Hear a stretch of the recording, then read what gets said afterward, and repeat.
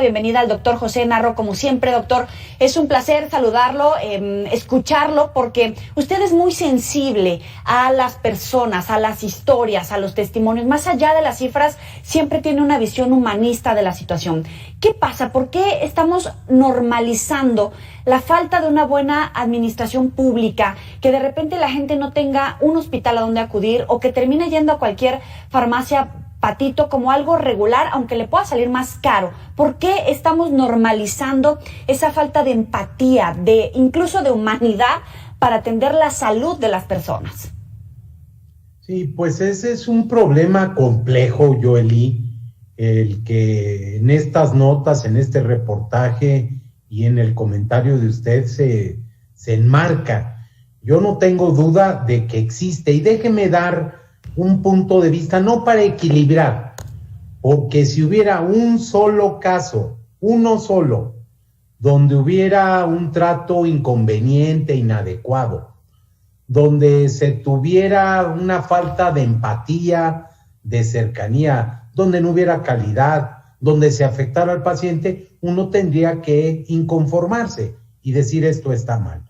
Lo único que yo puedo decir es que en 2018, que fue el último año en el que yo fui secretario de Salud, en este país, en las instituciones públicas, se atendían a 1 millón, un poco más de 1 millón de personas.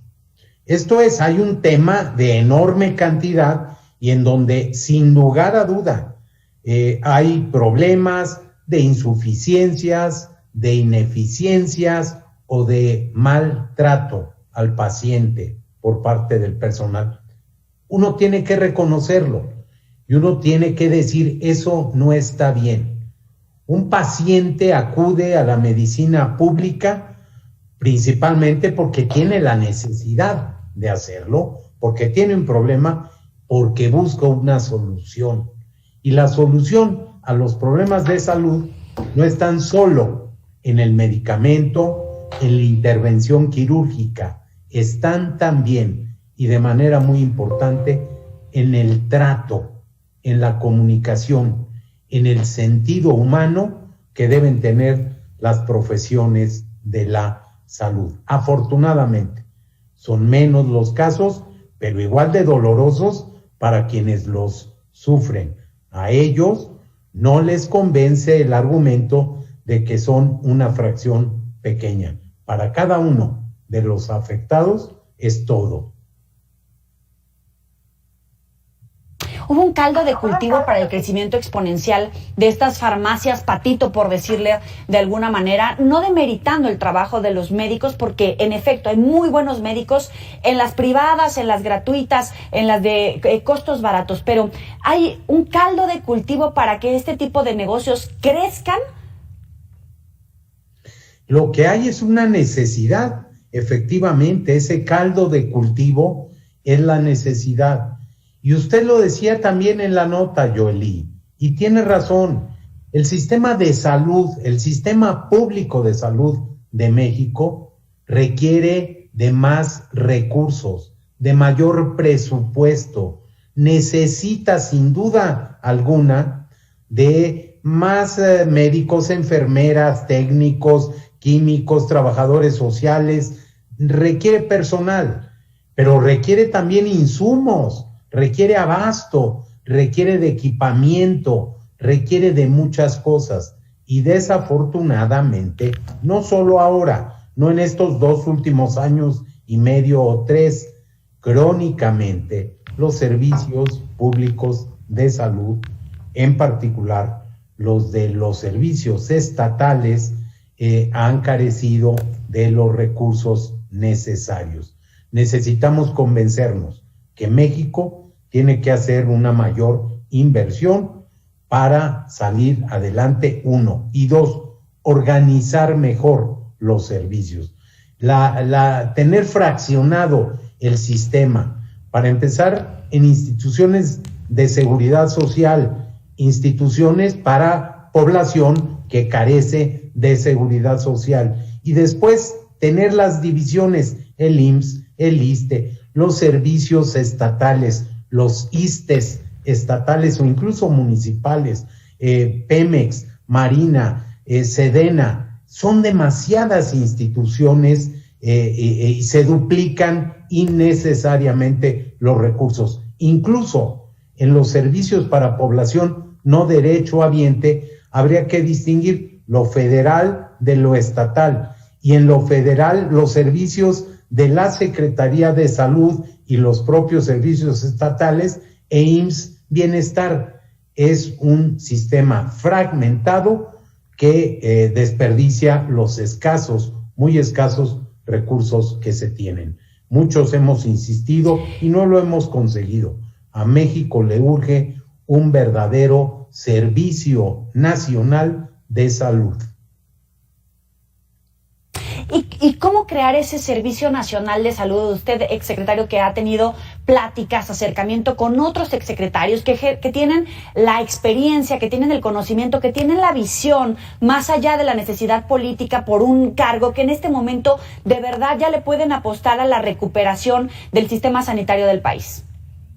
Sí, es urgente, y claro que tiene dificultades políticas, y por supuesto que está el tema sindical, sin duda alguna, y la propia organización, la administración de un sistema de esta naturaleza. Tenemos que partir del propio diseño. No tenemos o no se ha tenido el diseño. A mí me gusta, estoy convencido de que tiene que ser un servicio de cobertura universal, que tiene que ser un servicio público, que tiene que ser un servicio que tenga la calidad, que tenga regionalizadas la atención de tercer nivel o de subespecialidades, y que tenga una predominio, un interés, una inyección a lo preventivo y al servicio que se da en los centros de salud, en las unidades de medicina familiar. El primer nivel de atención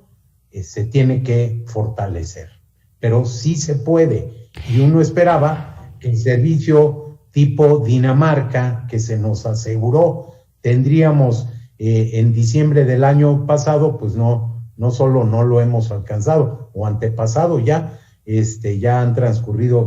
van a transcurrir 3 años del arranque de este gobierno federal. Exsecretario, fíjese que pusimos en la cuenta de Twitter de Mega Noticias pues la pregunta, ¿no?, de cuáles eran las experiencias de la gente.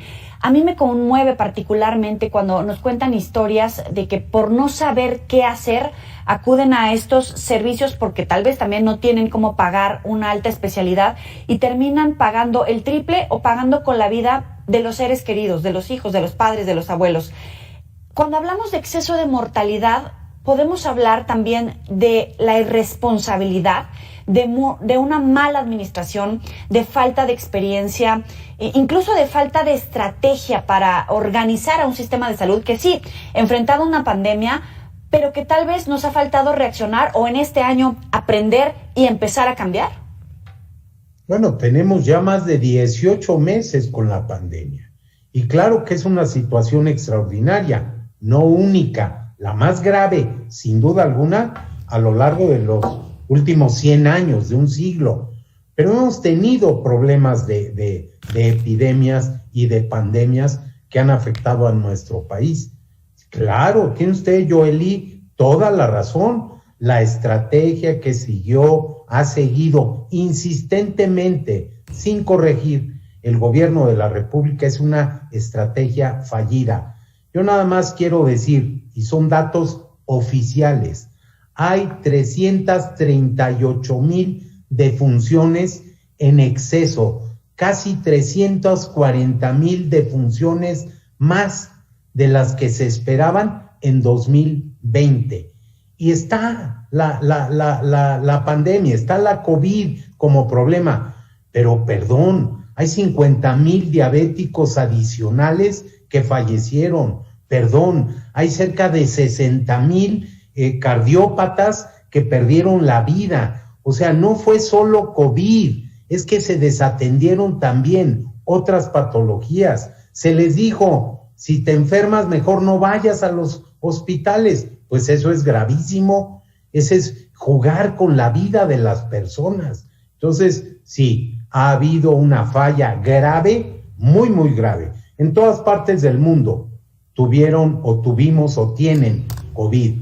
En todas partes del mundo ha habido exceso en mortalidad. Nuestro país es uno de los países que tiene más alta exceso de mortalidad y con más de 45% de exceso respecto de lo que se esperaba. Bueno, 45.24 para ser exacto en la diferencia.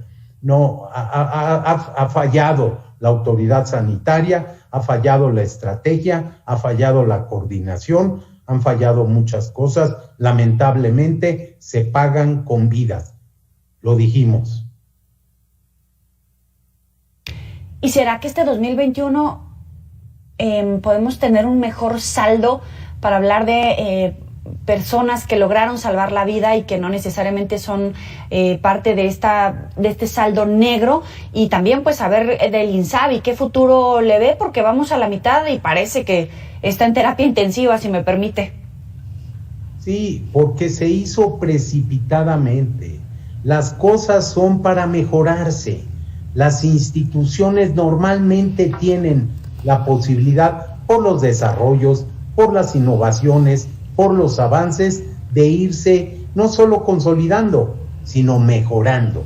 Y era factible cambiarle el nombre al Seguro Popular, poner cosas de mayor control en los recursos. Claro que se podía. Lo que no se debería haber hecho era desaparecer el Seguro Popular y sustituirlo por algo que todavía hoy, a año y medio de distancia de la creación del INSABI, no funciona. Porque esa es la realidad. Se escogió un mal momento. Claro, no se sabía que íbamos a tener la pandemia, pero se escogió un mal momento por una razón, porque no estaban preparados, porque en los gobiernos de los estados no se tenía la información, porque en las propias unidades de atención médica y el personal, los trabajadores de salud, también desconocían qué iba a pasar. Ahí está parte de la respuesta a por qué ha crecido la carencia, la mayor carencia social. El mayor efecto ha sido en materia de salud. Creció la población que dice no tener acceso a los servicios de salud en un porcentaje desproporcionado. Parte es la desinformación, parte tiene que ver en que a la gente no se le dijo, no se le ha dicho a qué tiene derecho. Recuerden el caso, quienes nos están viendo, del Fondo de Atención a Enfermedades que generan gastos catastróficos. El Seguro Popular tenía una cobertura grande para las enfermedades más graves, más frecuentes. No era para todas, no, pero por ejemplo, todos los casos de cáncer infantil, todos, absolutamente todos los tipos de cáncer infantil estaban cubiertos en el costo de lo que representaba el diagnóstico o el tratamiento. Y hoy en día, pues simplemente no existe ese fondo y no se sabe qué puede pasar. Doctor José Narro, como siempre, un placer platicar con usted. Muy buena tarde. Muchas gracias, Joely. Buenas tardes y por favor, a seguirse cuidando. Estamos en uno de los puntos de mayor riesgo para contraer la COVID-19. Cuídense, por favor. Usen cubrebocas. Ya lo dijo el doctor Narro. Muchísimas gracias. Muy buena tarde. Los invitamos, como siempre, a recuperar estas y otras entrevistas en nuestros próximos espacios informativos y en las redes sociales.